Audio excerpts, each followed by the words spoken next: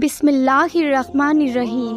السلام علیکم ناظرین، ایک مرتبہ اللہ کے پیغمبر حضرت محمد مصطفیٰ صلی اللہ علیہ وسلم مسجد نبوی میں تشریف فرما تھے، اور جیسے کہ حضرت بی بی فاطمہ رضی اللہ تعالی عنہا کا گھر مسجد نبوی کے ساتھ میں تھا، حضرت بی بی فاطمہ کے گھر سے ننھے حضرت حسن اور حسین کی روتی ہوئی آواز مسجد نبوی کے اندر تک آ رہی تھی۔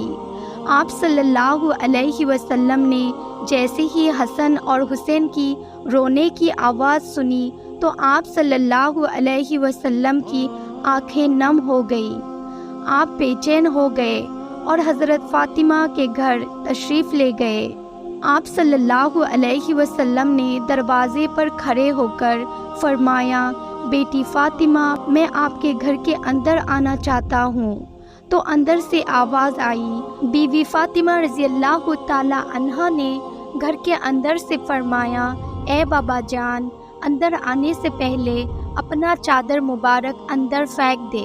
اس کے بعد پیغمبر حضرت محمد مصطفیٰ صلی اللہ علیہ وسلم نے اپنی چادر مبارک گھر کے اندر پھینک دی، اور پھر آپ اندر تشریف لے گئے اور پوچھنے لگے کہ بیٹی کیا بات ہے؟ تو حضرت بی بی فاطمہ نے کہا، بابا جان، گھر میں اتنا بڑا کپڑا نہیں ہے کہ میں اپنا پورا بدن ڈھانک سکوں، اس لیے میں نے اپنے بدن کو آپ کے چادر سے ڈھانکا ہے۔ اس کے بعد حضرت محمد صلی اللہ علیہ وسلم نے اپنی پیاری بیٹی حضرت فاطمہ کے چہرے کی طرف دیکھا تو آپ بے چین ہو گئے، کیونکہ حضرت بی بی فاطمہ بیماری کی حالت میں لگ رہی تھی۔ ان کا چہرہ زرد اور آنکھوں کے نیچے گڈھے صاف ظاہر ہو رہے تھے۔ اس کے بعد حضرت بی بی فاطمہ رضی اللہ تعالی عنہا نے فرمایا، اے بابا جان، آج آپ اپنی بیٹی کو معاف کر دینا، کیونکہ آج آپ کی بیٹی آپ کے استقبال کے لیے دروازے تک نہ آ سکی۔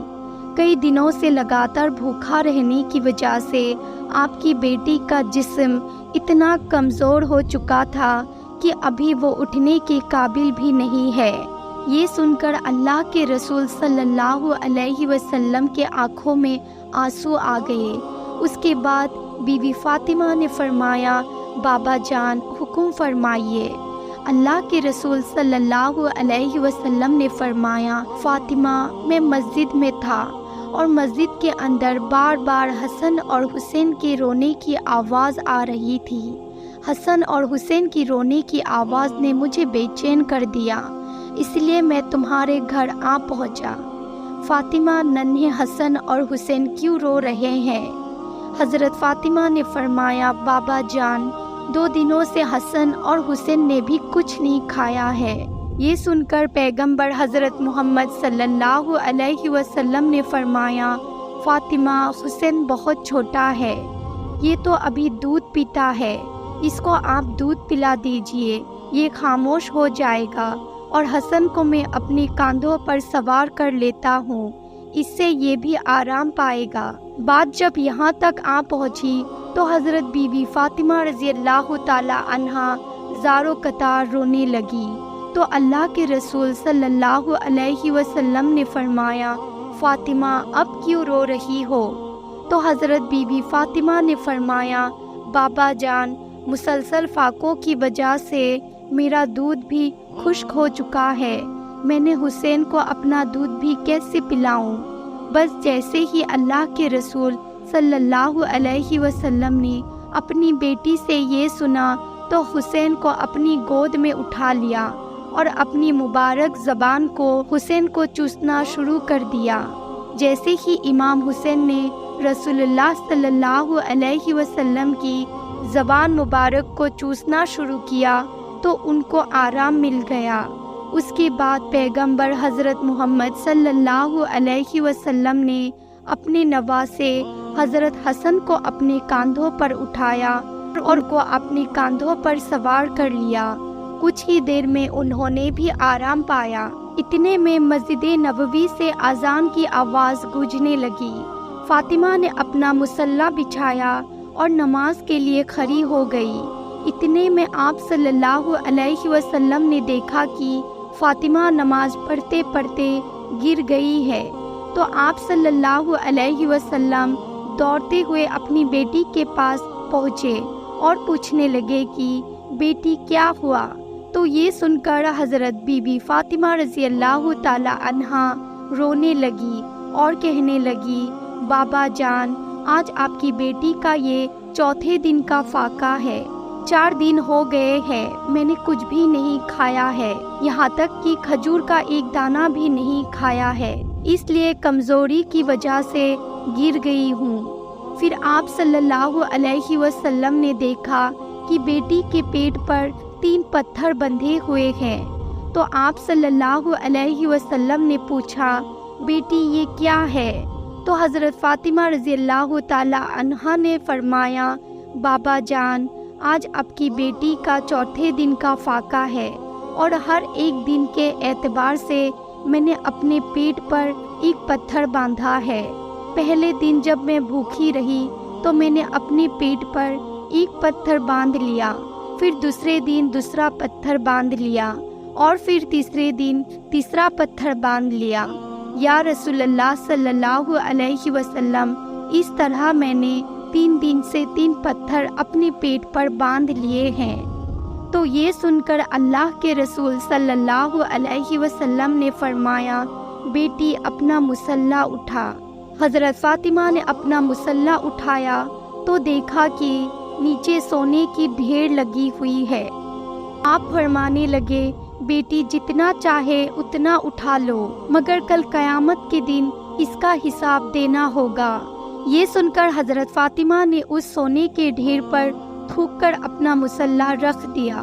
یہ دیکھ کر اللہ کے پیغمبر حضرت محمد مصطفیٰ صلی اللہ علیہ وسلم نے اپنا مبارک ہاتھ اپنی بیٹی کے سر پر رکھا اور فرمانے لگے، بیٹی فاطمہ، تمہارا یہ صبر قیامت تک یاد رکھا جائے گا۔ تمہارا شوہر علی رضی اللہ تعالی عنہ اسلام کی تبلیغ کے لیے اللہ پاک کی کتاب قرآن شریف کو مختلف علاقوں میں پہنچانے کے لیے ادھر سے ادھر گھوم رہا ہے۔ اس کے نتیجے میں خاندانی نبی کے چولہے ٹھنڈے پڑ گئے ہیں۔ بیٹی فاطمہ صبر کرو، اللہ صبر کرنے والوں کے ساتھ ہے۔ اس کے بعد ناظرین، پیغمبر حضرت محمد صلی اللہ علیہ وسلم اپنی کمبل کو اپنے پیٹ سے ہٹایا تو حضرت بی بی فاطمہ نے دیکھا کہ ان کے پیٹ پر 3 پتھر بندھے ہوئے ہیں، جبکہ اللہ کے رسول صلی اللہ علیہ وسلم کے پیٹ پر 4 پتھر بندھے ہوئے ہیں۔ تو آپ صلی اللہ علیہ وسلم فرمانے لگے، بیٹی فاطمہ، 3 دن کی تو بھوکی ہے، مگر آج میرا تو چوتھے دن کا فاقہ ہے، آج میں تو 4 دن کا بھوکا ہوں۔ تو ناظرین ذرا سوچے، ان کو کیا ضرورت تھی 3 4 دن تک بھوکے رہنے کی؟